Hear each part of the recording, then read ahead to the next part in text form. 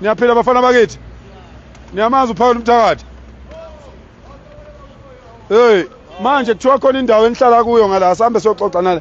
Asambe soxoxa la kulezi insizwa. Yekani ukubhema manje, ayekani manje ukubhema. Yekani manje ukubhema. Niyaphila. Siyaphila. Uyayazi le ndawo abayishoyo? Yini igama layo? Buka uyazi kodwa ubusuyifakazi. Uthi yini indawo le igama le ndawo?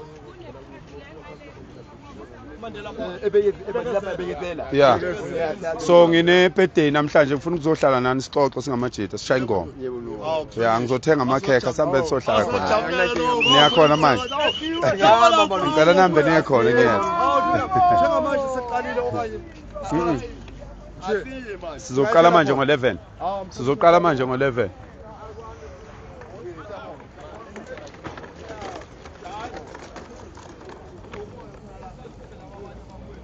Hey ndoda. Hayi vuka kusile manje.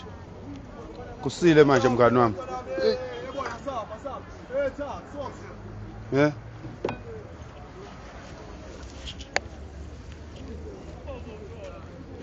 Baba.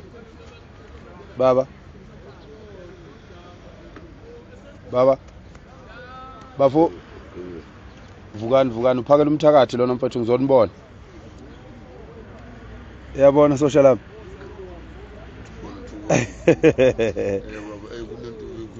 Khuleka ntwana yami. Asambeni siye ngale ebanini le park bathi bani? Bashenye bathi la yini bathe yini igama lele park? Ipark ibekezela park ne. Yeah, nihambe niye khona sonibona khona. Yeah. Bafowethu niyaphila amasosha? Khamba kahle. Yeah. mina sisebenzi siyafuna umsebenzi. Yeah. Umsebenzi siyafuna. Yeah. Asikembuni ngoba sithanda. Yeah. Simakwe yizo lezi zinto. Mfowethu. Cela bhuti omdala wenza umzamo wakho. Sithembe wena ngoba na uhulumeni uyahluleka. Uyahluleka uhulumeni ibo bonke lapha. Mfowethu. Ngena kubo bhuti. Ibo bonke lapha. Asebenzi mfowethu yibo labantu mfowethu. Asebenzi. Hayi kuzolunga. Mabaqeda lapho bafika la belambile basutha bathi ingqondo zethu asisebenzi siyafilana. Kodwa bona behlulwa ukuhlala emazweni abo. Bahlulwa ukuhlala balungisa isimo emakubo bazositshela. Ingqondo zabo mayisebenza abahleli ngane emazweni abo. Hayi bathi bahlakaniphile hey ngingaze ngibakhomba ayilungise lento. Yeah. Bathi bahlakaniphile ayilungise. Baphi pho buaphi sipho sixoxe nabo. Kwamanje sobakhomba ngalusuku. Ngalo liyasuka asibakhombiki. Ile isikhathi esidliso lesokuxoxa nabo. Niyabo. Nangu nje omunye lo faka ama-avalon. Akuyena.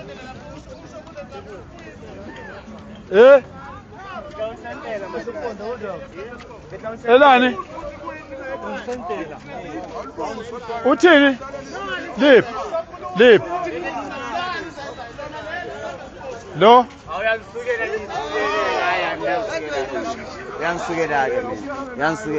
Yeah, mana phela ehlisa umoya.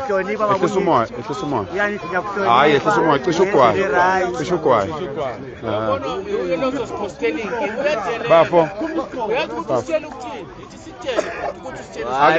Mana kaluthuli. Ngiyasebenzela ngiyiphandela bangisondela lokho ke nje. Mana kalulinde phela.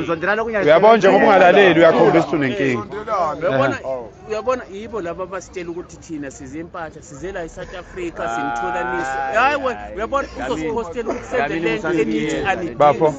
Bafo. Cela nini uzwile kodwa ngiyaxolisa phambi kulungile khululeka akho inkinga bhuti wami yaso ayikho inkinga. No angithi uyabona into abayisho ukuthi uyayenza nakho uyayenza phambi kwami njengamanje uyabona nje ukhomba umuntu sinqwaba thina wena uwedwa kodwa unesibindi sokukhomba umuntu la wena kurong bhuti wami kurong iSouth Africa yizwe bafowethu yizwe iSouth Africa ngakini manje mangingasuka mina manje ngihambe ngakini kuphi kini mangingasuka nje ngeZimbabwe bafu ngingafika ngingene nje mahala njengoba nawe wenze njalo la eSouth Africa no musana ukwenza lento enenzayo njengamanje buku ukhomba umuntu ngomunwe la kwaZulu akwenziwa lokho akwenziwa kwaZulu ukukhomba umuntu kanje yeah so wenzani la no ngeke kulunge mngani wami lokho ngeke kulunge lokho kudayisa kuphi la ngaphakathi hayi ngeke kulunge bafo lokho Angeke kulunge bhuti wami, ngeke kulunge, no, akuvumelekile. Ngicela ukuthi ngizoba la eGoli mina kuze kushaya umhla ka5 every day ngizoza la. Ngifuna ukubona ukuthi lento abayisho ukuthi awubahloniphi ikhona ngempela. Nasinalo thina udlame ungangiphenduli. Sicela ukuthi usilungisele lokho. Ngoba namanje uqeda ukukhomba umuntu ngomunwe into engenziwe. Into akwenziwa futhi ukuthi abantu besakhuluma wena usuyalwa. Abantu bekhuluma ngoba laba abantu abalwe nawe bahlala nawe la basho izinto ezishoyo and manje kumina so uprovile already ngokuthi ukhomba umuntu ngomunwe. Ngicela uhambe uyolungisa manje kusasa bafo uhambe ekhaya kusasa. Uhambe kusasa. Kusasa ekseni. Empeleni namanje ungayiqoqa into zakho ngoba ngithi uyasebenza vele kuseduze la. Thatha into zakho uhambe manje uye ekhaya. Senzela ukuthi uyabona njengamanje njoba kwenzeka kanje akusalula ukuthi ukuthula kube khona ngoba manje wena uyakhombisa ukuthi uyalo. Uyabo wena olwayo usuke ezweni lakho uzozama ukuphila nabantu base South Africa, wena usulwa nabantu base South Africa. Uweke ukwenza phambi kwami ngiyakubona. Uyabo so ke mina ngifuni ke mfowethu ukuthi kwenzeke izinto ezibhedayo, angifuni ukuthi kuxhaphazeke abantu nawe ngwakithi siyayifanela, uyabona siyafana. Angifuni ukuthi sixhaphazane. Kodwa lokho okwenza la eSouth Africa, umthetho wase South Africa awukuvumi. I-Constitution, imisebenzi leyo yokudayisa emgwaqweni, they are reserved for South Africans. It's the law. Asidingi ukuthi unamaphepha noma unawo amaphepha. Umsebenzi lo wenzayo akuwona wabantu bokufika. Cela ukuthi uhloniphe uzokwenza ibhuti wami lo. Uzokwenza. Angithi uyazi ukuthi kusho ukuthini kuba kwami la. Uyazi ukuthi uma ungasakwenzanga kwenzakalana. Ngwakwethu wena uyezwa. Sibonga ngoba. Angithi niyabona ukuthi ningadaleli ke bafunga ngiyazi ukuthi la eGoli nabantu bokufika nitshathini ngoclever. Cela ungadaleli ke abantu bakini inkingi. Sizokhuza lokho njengoba sila eGoli. Sizokhuza ukuthi umhla ka30 akuyona i-event. Fanele kwehle umoya. Thank you. Ngiyabonga baba, njani? Siyabonga mama. Njani mama? Njani mama? Baba, ngiyaphila. Siyabonga. Fakithi. Ngiyaphila bafowethu. Siyaphila bhuti. Hey. Hayi, ubambe isandla mfowethu. Bhuti wami. Hayi siyabonga. Thank you. Kodwa bafowethu ihlazo leli bafowethu. Yazi ihlazo leli bafowethu. Hayi ihlazo leli yabona ihlazo ngempela uhulumeni. Ngiyabona bafowethu abantu bayithengela bafowethu imoto. Bayithengela imoto. Abatholi na finance kwaze kwenza ubugebengu. Kwahamba kwayokhandwa i-taxi finance ngoba kwenzelwa nje ukuthi kuthathwe imali yabantu abayizamelayo. Kodwa bafethu uhulumeni nje uhlulwa ukuthi nje indawo egibela abantu udokotela ugibela la. Wonke umuntu emhlabeni okhona ophethe njengamanje South Africa wafundiswa itekisi. Wagibela itekisi esikoleni. Iyafika phela into kanjiswa kweingane ngayimoto. Kodwa nje uhulumeni uhlula nje ukunakekela nje imali ikhona kungeyona yakhe kungeyethu. Uhlula nje ukunakekela indawo okugibela kuzo bonke abantu. Udokotela ugibela la. Umsebenzi kahulumeni office ugibela la. Iphoyisa ligibela la. Wonke umuntu amakhosi agibela la. Hayi bafowethu. Bese kuthiwa ke thina silinde uhulumeni hey maphoyisa. Nisiyeke thina nisiyeke ngempela thina. Siyeke nje maphoyisa siyeke ni-office elilodwa ngempela ngoba sizothini ngempela manje. So silindeni 32 years. I-rank la kugibela khona amakhosi, la kugibela khona othisha, la kugibela khona amanesi, la kugibela khona wonke umuntu bukuthi kunjani. Ngoba phela la umuntu ungeke afika athenga imoto aphinda anakekele indawo futhi. Umuntu mayithenga imoto ufuna naka ibusiness, khona ufuna kanaka indawo. Uyabo? Sizokhipha ioperation ezozizoklina la i-rank soyithengela thina oplastic. Basinikeza abantu o1 la. Yabo. Yeah, siniklinele ningabafowethu ngoba nizosithatha apha isikhathi siyazi futhi ukuthi ama rank onke ayasupport siyakwazi lokho. Asinandaba noSantaco. Asinandaba wayelusa kuphi uSantaco. Udlala kuphi umgangelo uSantaco. So ke sizoza solekelela asifuni thina abafowethu asifune lutho thina. Sifuna nje kulungiswa. Amadoda nje wonke awakhumbule lokho ukuthi kufanele kulunge izwe. Umhla ka30 akulona ilanga lokubulala abantu. Umhla ka30 akulona ilanga lokutapa.